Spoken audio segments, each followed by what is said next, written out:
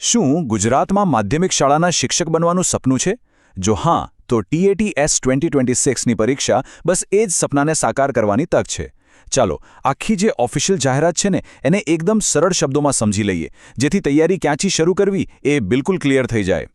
જો અહીંયા જે પણ માહિતી આપણે જોવાના છીએ એ સીધી રાજ્ય પરીક્ષા બોર્ડની ઓફિશિયલ જાહેરાતમાંથી જ લીધી છે.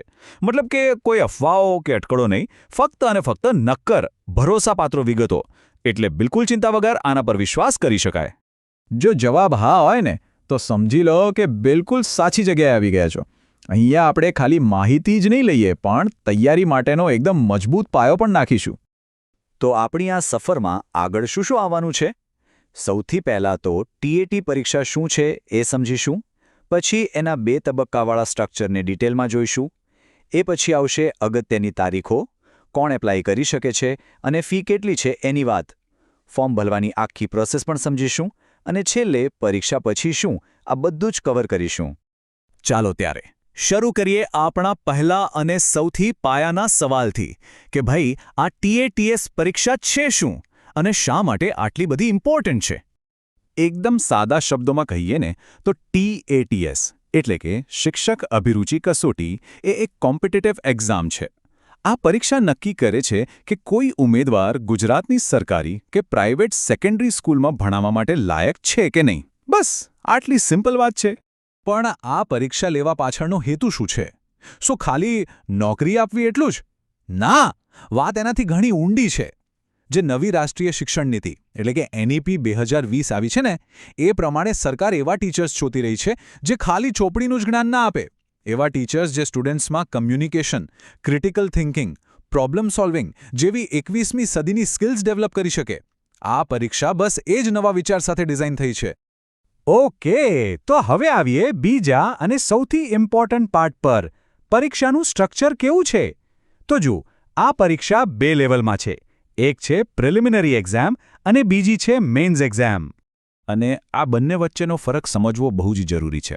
પ્રિલિમ્સ જે છે એ MCQ વાળી હશે એટલે કે ઓપ્શન્સ મળશે, જ્યારે મેઇન્સ પરીક્ષામાં ડિટેલમાં વર્ણનાત્મક રીતે જવાબો લખવાના રહેશે. તો ચાલો પ્રિલિમ્સને થોડું ઝીણવટથી સમજીએ. ટોટલ 200 સવાલ, 200 માર્ક્સ. આખું પેપર 2 ભાગમાં વહેંચાયેલું હશે. ભાગ 1 છે જનરલ સ્ટડીઝનો, જે બધા માટે સરખો જ રહેશે. અને ભાગ 2માં પોતાના વિષયના 100 સવાલ હશે. અને આ બધું પૂરું કરવા માટે ટાઈમ કેટલો? પૂરી 180 મિનિટ. હવે જે આ પહેલો ભાગ છે એના 100 માર્ક્સ કેવી રીતે વહેંચાયેલા છે એ જોઈએ. સૌથી વધારે વેટેજ મતલબ કે 35 માર્ક્સ ટીચર્સ એપ્ટિટ્યૂડના છે. આના પરથી જ ખબર પડી જાય કે આ ટોપિક પર કેટલું ફોકસ કરવાનું છે. એ પછી જનરલ નોલેજના 20 માર્ક્સ, લોજિકલ એપ્ટિટ્યૂડના 15 અને પછી ગુજરાતી અને અંગ્રેજી બંનેના 15 માર્ક્સ. ક્લિયર? હવે એક બહુ જ અગત્યની વાત ખાસ ધ્યાનથી સાંભળજો. પ્રિલિમ્સમાં નેગેટિવ માર્કિંગ છે. હા, દરેક ખોટા જવાબ પર 0.25 માર્ક્સ કટ થઈ જશે. એનો મતલબ શું થયો કે અંધાધૂંધ ટીક નથી કરવાના. જે આવડે છે એ જ એટેમ્પ્ટ કરવાના છે. એક્યુરેસી અહીંયા ગેમ ચેન્જર સાબિત થશે. યાદ રાખજો. ચલો, માની લો કે પ્રિલિમ્સનું લેવલ પાર કરી લીધું. તો પછી આવશે મેઇન્સ એક્ઝામ. અહીંયા લખવાની સ્કિલ ચેક થશે. આમાં પણ 2 પેપર છે. પેપર 1 ભાષાનું છે, ગુજરાતી કે અંગ્રેજી, 100 માર્ક્સ અને ટાઈમ મળશે 150 મિનિટ. અને પેપર 2 પોતાના વિષય અને એને ભણાવવાની મેથડ પર હશે. એ પણ 100 માર્ક્સનું, પણ એના માટે ટાઈમ થોડો વધારે, 180 મિનિટ મળશે. ઓકે, હવે આવીએ ત્રીજા સેક્શન પર. TAT-S 2026ની important dates. આ તારીખો તો કેલેન્ડરમાં અત્યારથી જ માર્ક કરી લેજો. તો ચાલો ફટાફટ તારીખો જોઈ લઈએ. ઓનલાઈન ફોર્મ ભરવાનો ટાઈમ છે 18 થી 27 ફેબ્રુઆરી અને ફી ભરવાની લાસ્ટ ડેટ 28 ફેબ્રુઆરી છે. ભૂલતા નહીં. પ્રિલિમ્સ એક્ઝામ ક્યારે છે? 26 એપ્રિલે. અને જો એક લેયર થઈ ગઈ તો મેઇન્સ એક્ઝામ જૂન મહિનામાં લેવાશે. ચાલો હવે ચોથા ભાગ પર આવીએ. વાત કરીશું એલિજિબિલિટી અને ફીઝની. મતલબ કે કોણ ફોર્મ ભરી શકે છે અને કેટલા પૈસા લાગશે. તો જુઓ, એપ્લાય કરવા માટે ગુજરાત સરકારે જે એજ્યુકેશનલ અને ટ્રેનિંગ ક્વોલિફિકેશન નક્કી કરી છે એ હોવી જરૂરી છે. પણ હા, એક સારી વાત એ છે કે જે લોકો 2025-26ના વર્ષમાં ફાઇનલ યરમાં છે એ લોકો પણ શરતોને આધીન એપ્લાય કરી શકે છે. હવે ફી કેટલી છે? જનરલ કેટેગરી માટે છે ₹500, અને જે રિઝર્વ્ડ કેટેગરી છે જેમ કે એસસી એસટી એસસીબીસી ઈડબ્લ્યુએસ અને પીએચ એમના માટે ફી ₹400 છે.